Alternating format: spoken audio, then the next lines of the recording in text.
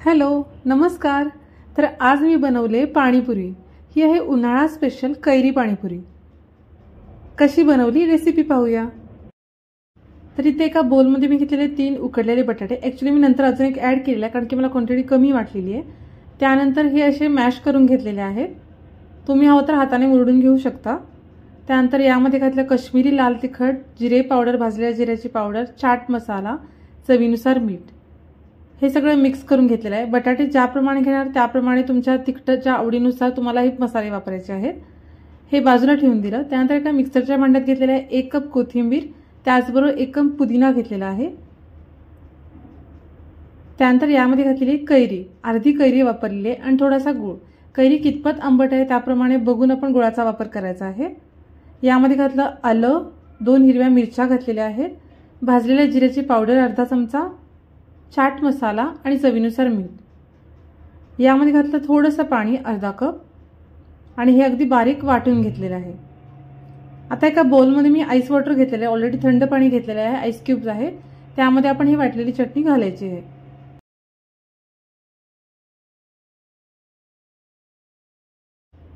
आता यामध्ये घातलेला आहे 2 चमचा पाणीपुरी मसाला। हा तयार पाणीपुरी मसाला घातलेला आहे। त्यानंतर हे आता छान मिक्स करून घ्यायचं आहे। मिक्स करून झाल्यावर या स्टेजला तुम्ही मीठ वगैरे हवं असेल तर घेऊ शकता टेस्ट करून। इथे मी ऑलरेडी मीठ टेस्ट केलेलं आहे पण चव अगदी बरोबर आहे, त्यामुळे मी याच्यात काही ॲड केलेलं नाहीये। त्यानंतर यामध्ये घातलेली आहे खारी बुंदी